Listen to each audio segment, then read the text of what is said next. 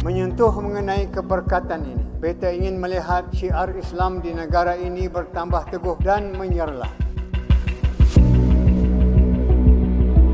Having gay sex can get you sentenced to death in Brunei. Any individuals found guilty of the charge will be stoned to death. Adultery and rape are also now punishable by death. The penal code will also order amputation as a punishment for theft. These are all elements of Sharia law. But first, what is Sharia law?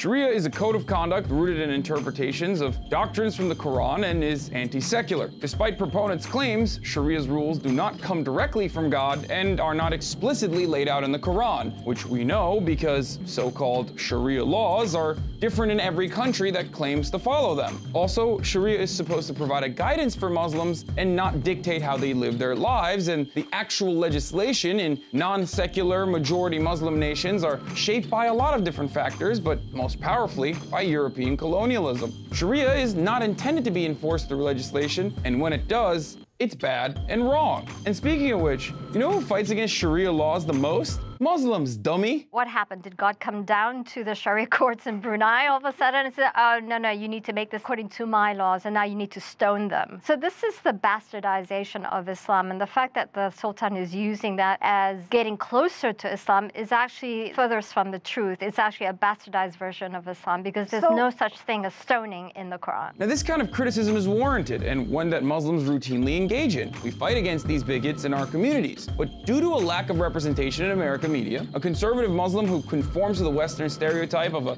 backwards fundamentalist will get 1,000 times more attention than someone like me who doesn't drink, doesn't pray 5 times a day, and engages in premarital sex when I can, as frequently as I can. It's rather infrequent.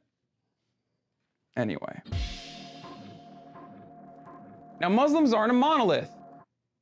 Outside of not eating pork, that is. Tawbah, tawbah, astaghfir. Muslims aren't a monolith, and legislators like Ilhan Omar are perfect examples of this. When Charlie Kirk makes a fool of himself by asking Omar to call out the Sultan of Brunei personally without looking at her track record on gay rights, he gives the game away. Just like when people assume that she's only calling out Israel because she's anti-Semitic and would never call out Saudi Arabia. Oh wait, never mind, she does do that all the time. Okay, I'll stop. But since Muslims are a marginalized community, anytime something bad happens, every Muslim is responsible, as if Muslims aren't statistically the biggest victims of terror. I mean, can you imagine calling out all Jews that denounce Israel every time a child at the Gaza fence gets sniped by an IDF member? Or all white people get called out when a white supremacist shoots up a mosque? No, that doesn't happen. Then stop doing it to Muslims, you dinguses. Why is it that the Ottoman Empire decriminalized homosexuality in 1858, more than 100 years before Western sensibilities caught up, but people still maintain the monolithic view that Islam is inherently regressive and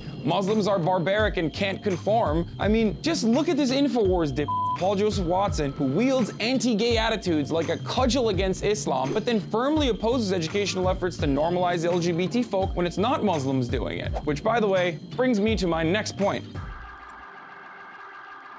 Paul's statements about LGBT rights being taught to children aren't unique to Paul. Bigotry is fairly intersectional. Just listen to Ben Shapiro discuss same-sex marriage. But that's the real agenda here when it comes to same-sex marriage and all of the various causes connected to it, to force people who disagree to participate in acts they find sinful or reprehensible. Now let's run that back, but have someone else say those same things. وبدهم بمجلس النواب انه يشرعنوا الزواج المثلي. الزواج هذه العلاقات المثلية هي علاقات خارج المنطق وخارج الفطرة البشرية وخارج العقل الإنساني. Bigotry is the same no matter where you go. There are plenty of other assholes who also oppose LGBT rights and feminism on the unfounded basis that they pervert and degenerate the culture. We don't call those people Muslims, Protestants, or Catholics. We call them conservatives. I'm not gonna sit here and defend the monarchy of Brunei and the Islamic laws they're imposing on their population. I feel for the victims of this kind of oppression, but don't even think for a brief moment that these people aren't conservative, and we should always remind conservatives who all of a sudden are behaving like allies to the LGBT community to be just as vocal about criticizing their own administration when it institutes a trans-military ban just out of spite, or tries to give federal funding back to religious institutions that bar LGBT parents from adopting children. We should also remind them that American Muslims are more tolerant of homosexuality than white evangelicals. But guess which constituency has outsized legislative power?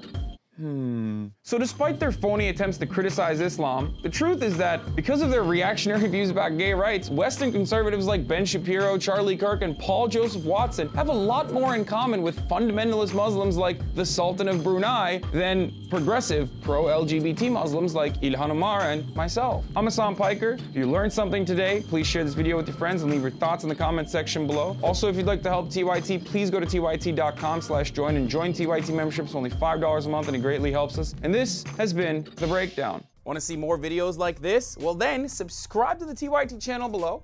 Also, don't forget to become a TYT member. You can get access for as little as $4.99 a month.